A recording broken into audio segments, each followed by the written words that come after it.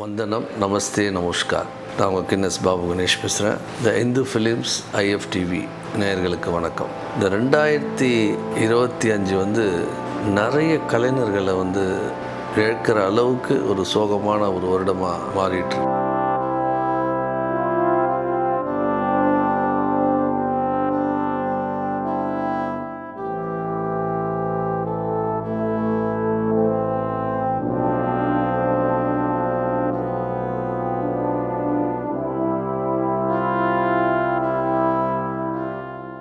நம்ம ரோபோ சங்கரனுடைய மறைவு இந்திய சினிமாவுக்கு, உலக தமிழ் ரசிகர்களுக்கு ஒரு மிகப்பெரிய ஒரு இழப்பு.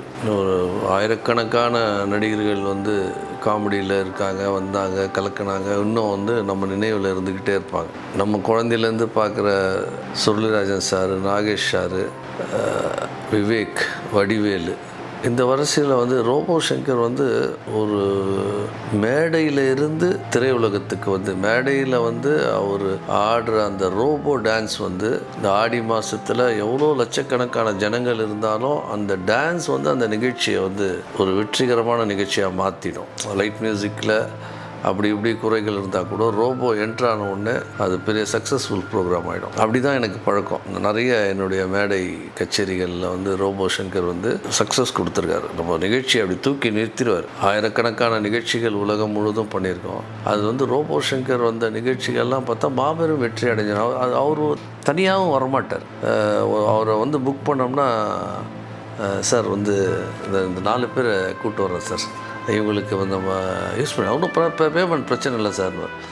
அப்படி காமெடி நடிகர்களை நிறைய பேரை கூட்டு சேர்த்து கஷ்டப்படுறவங்களுக்கு அன்னைக்கு வீட்டுக்கு போகும்போது அந்த குடும்பம் ரோபோ சங்கரோட போயிட்டா நிச்சயமாக நமக்கு இன்றைக்கி வீட்டில் ஒரு வாரத்துக்கு பிரச்சனை இல்லைன்ற அளவுக்கு உருவாக்கி விட்டுருவார். உழைப்பு உழைப்பு உழைப்பு தான். அவருடைய மரணம் என்பது எல்லாரும் பேசிட்டோம், நிறைய அழுதுட்டோம்.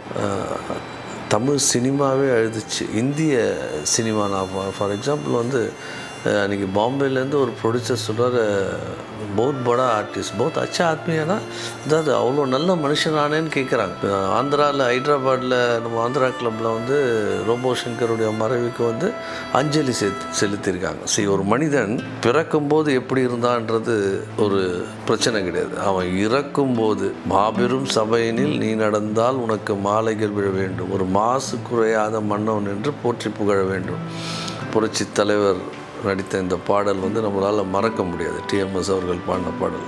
அப்படி தான் வாழ்ந்தார் ரோபோ சங்கர். அந்த வீடியோக்களை பார்க்கும்போது சின்ன திரை நடிகர்கள், பெரிய திரை நடிகர்கள், ரசிகர்கள், பாமர மக்கள் இவங்கெல்லாம் அழுவுறதை நம்ம பார்க்கும்போதே நமக்கு கண்களில் தண்ணீர் வருது. அந்த அவங்க ஒய்ஃபும் அவங்க பொண்ணும் அந்த அழுகிற வீடியோஸ்லாம் பார்க்கும்போது பார்க்கவே முடியல.